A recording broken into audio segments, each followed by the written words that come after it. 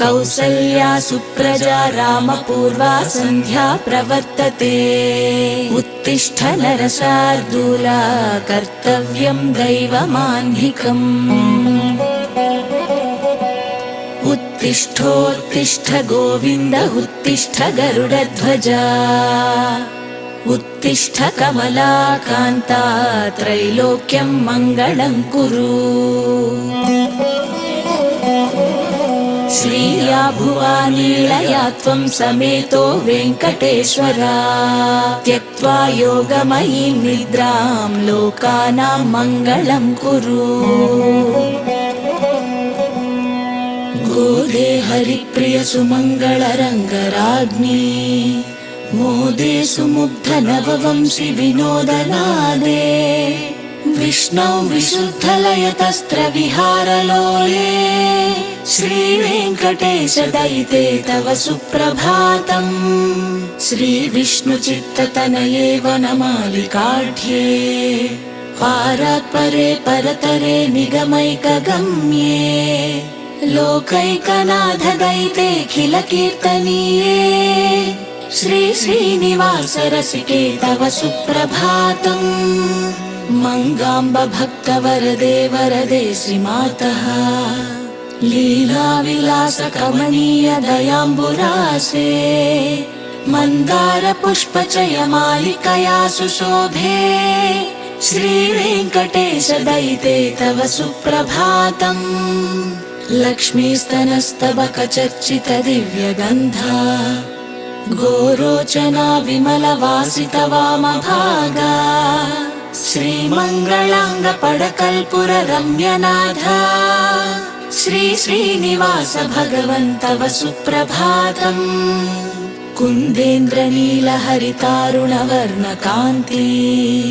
सुस्निग्ध मुग्धतम भासुर दिव्यदेह। सर्वस्वतन्त्र शुभलक्षण लक्षिताङ्गा। पट्कल्पुरी निलय वेङ्कट सुप्रभातम्। श्रीकौशिकादिऋषयः समुपास्य सन्ध्याम्। आराधनाय विरजा सरिदम्बुकुम्भैः। आयान्ति वेद पठनैस्तुलसीसुमैस्ते।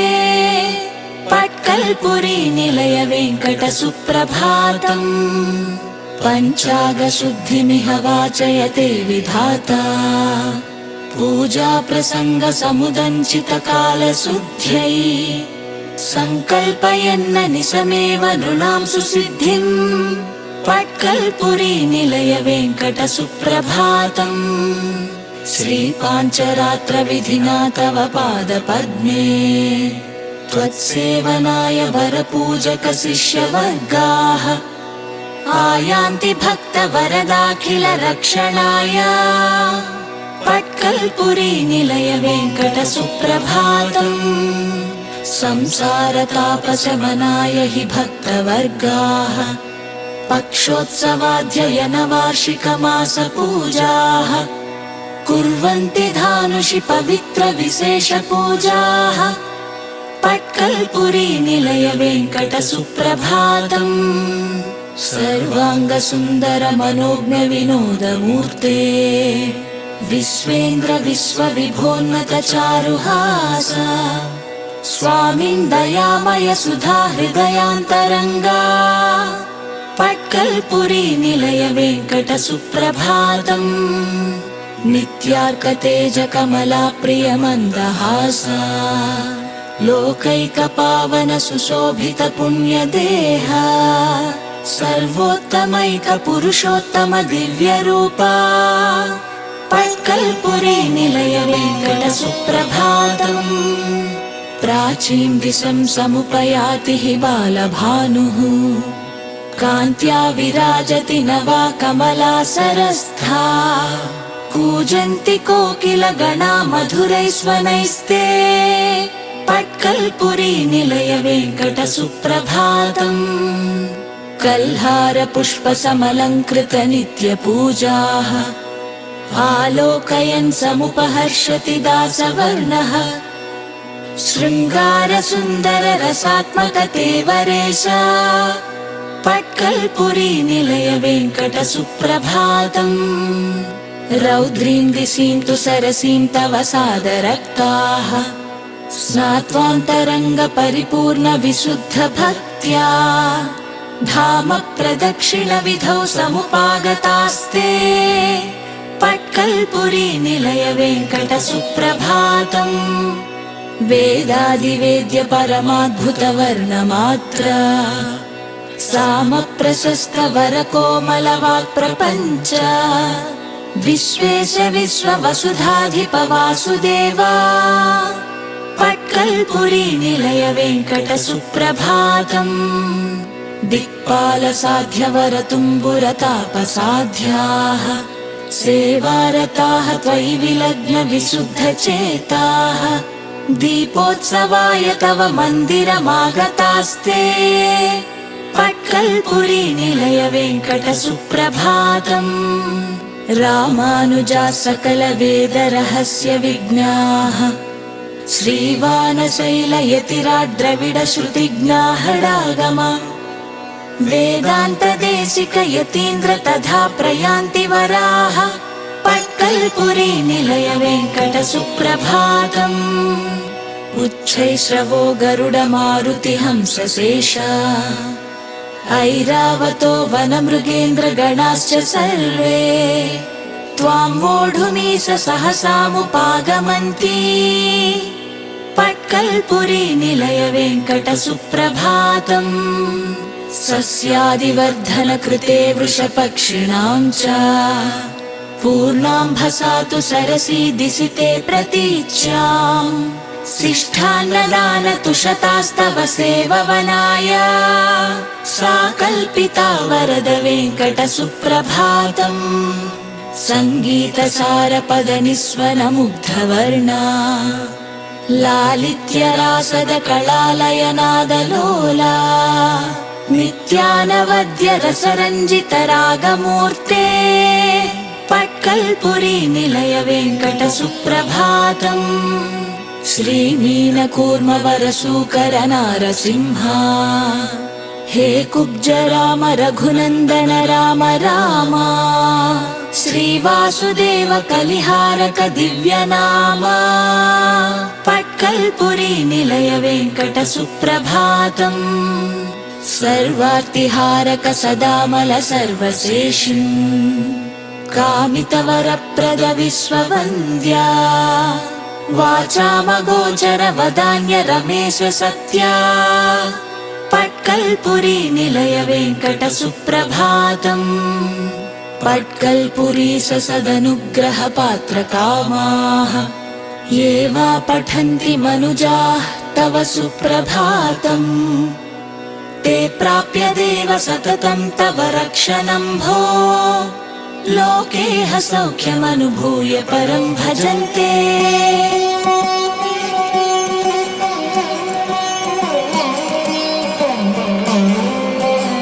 अविवेकदवानल संवलितं भवसागर वीचि हतात्मधृतिं श्रमशैलशिखाच्युत मानसकं पडकल्पुर वेङ्कट पालय माम्। नवनीरद सुन्दर देहयुतः शरणागत रक्षण दीक्षवर सुरनायक नायक रत्ननुत पडकल्पुर वेङ्कट पालय माम्। निगमादिमगोचर नित्य विभो पतितेषु च पावन पादयुग नवनील सुकुन्तल फालवर पडकल्पुर वेङ्कट पालय माम्। तव पादरजस्त्विह धारणया जनमानसि भक्ति समुद्रियते कलिनाशक पादयुग स्मरणात् इह वाञ्छित काम्य फलं लभते।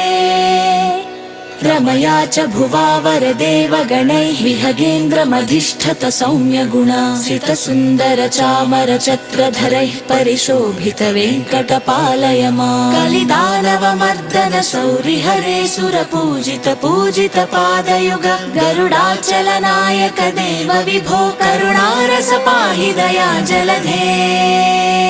धरणी सुकृता भवदागमनाद्भवदीय पदाम्बुज सेवनया विलसद्वसुधामर पालक भो पडकल्पुर वेङ्कट पालय माम्। कमनीय गुणाम्बुज वक्त्र नेत्रनिभः सुममञ्जुलमुग्धपदाम्बुरुह वरदाभयदानकराम्बुजयुप्पडकल्पुरवेङ्कटपालय माम्।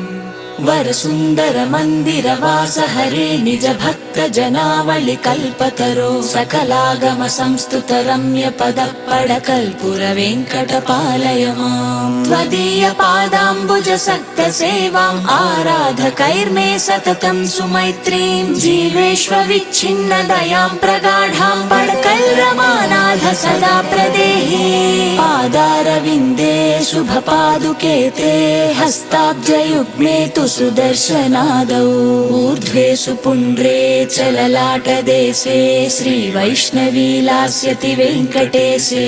स्वामिन् त्वदीयाद्भुत दिव्यरूपं प्रकाशयस्येकशिलातलेऽस्मिन् श्रियामरैस्तारक्ष वरेण सार्धं गृह्णीष्व पूजां मम वेङ्कटेश।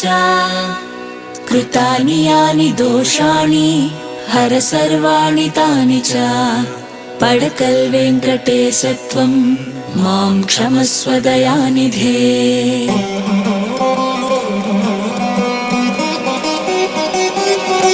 सौन्दर्याम्बुधि सुन्दरेश दयिते सौन्दर्यलोकाधिपे आर्तत्राणपरायणेसि कमले सर्वैः समाराधिते।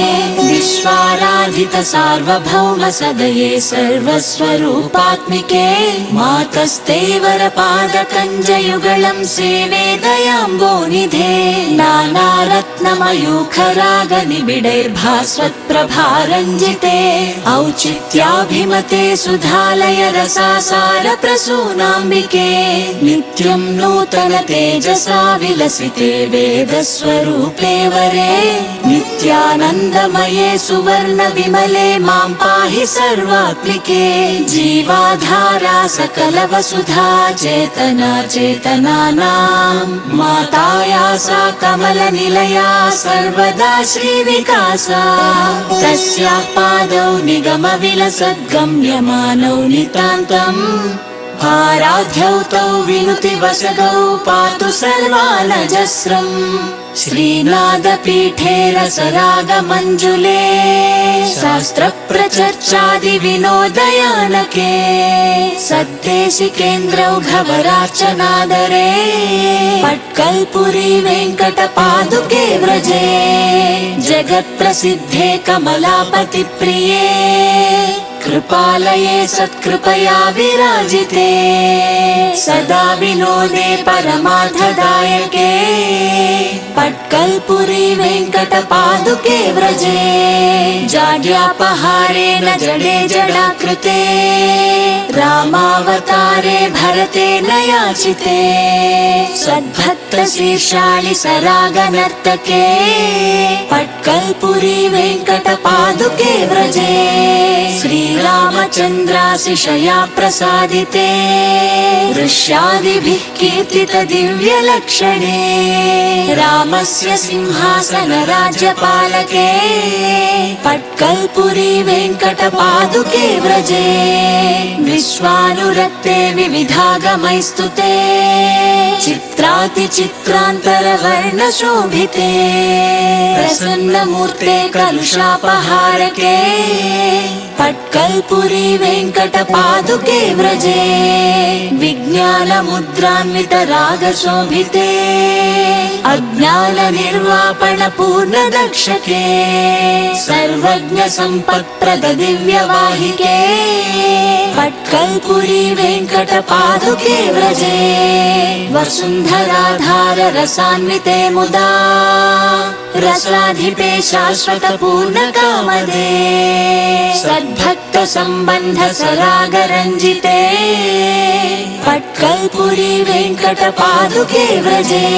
श्रीश्रीनिवासस्य विनोदभाजके पद्मासहायार्थमिहागते वरे भक्तानि संरक्षण दीक्षया वृते पट्कल्पुरी वेङ्कटपादुके व्रजे।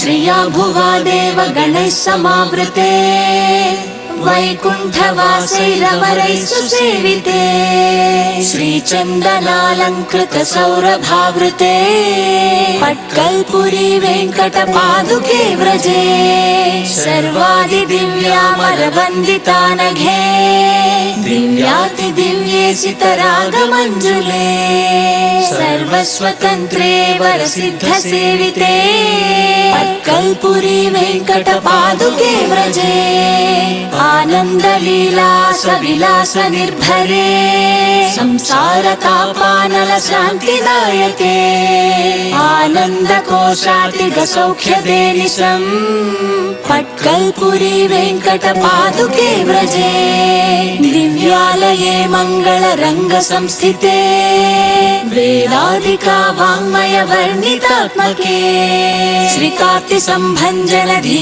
प्रवेगके पट्कल्पुरी वेङ्कटपादुके व्रजे दिव्यैकतोताद्रियति प्रपूजिते श्रीरम्यजामातृहृदन्तरार्चिते श्रीवैष्णवाराधन भाग्यदायके पट्कल्पुरी वेङ्कटपादुके व्रजे श्रियः पतेः सुन्दर सुन्दर पादुकार्चनात् भक्ताय पापौघहतिर्भवेत् ध्रुवम् यो चिन्तयत्यात्मनि पादुके शुभे आनन्दलोके विहरेन्न संशयः पट्कल्पुरी वेङ्कटपादुकास्तुतिम् ये वा पठन्तीह मुदा नराः सदा तद्देव देवस्य कृपावलोकनात् भाग्यश्रीया युक्तपदं व्रजन्ति ते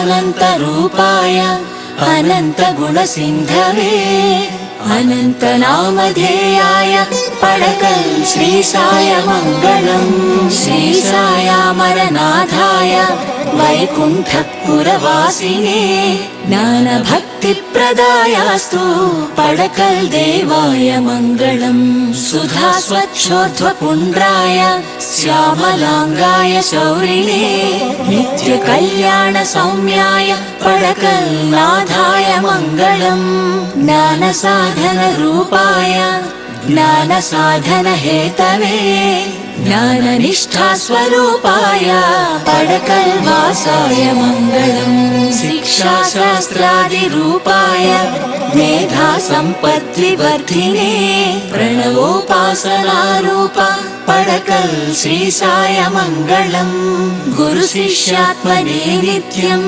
स्वाध्यायाध्ययनप्रदे ब्रह्मज्ञान वरिष्ठाय पडकल् देवाय मङ्गलम् अत्यन्त सुन्दराङ्गाय वेद वेदाङ्गभासिने श्रुति स्मृति स्वरूपाय पडकल् नाथाय मङ्गलम् सहस्रार्क प्रकाशैश्च अधिकाधिक भासिने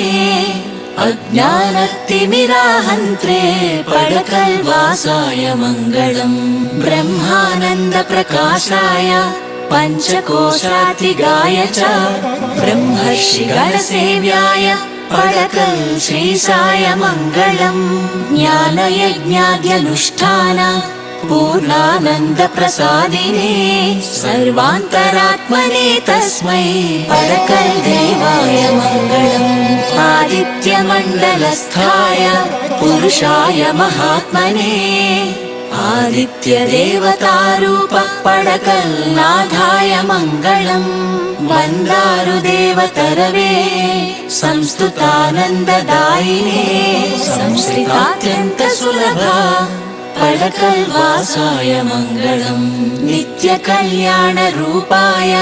सर्वकल्याणदायिने चित्सुधाधारवर्णाय पडकल् श्रीसाय मङ्गलम् वर्णमात्रा स्वरैशुद्धैः बलवच्छन्दसामगैः दया सन्तानरूपाय पडकल् देवाय मङ्गलम् आत्मानात्मानविद्धात्मा कैवल्यानन्ददायिने विष्णवे सर्वसंस्थाय पडकल्नाथाय मङ्गलम् सर्वलोकैकनाथाय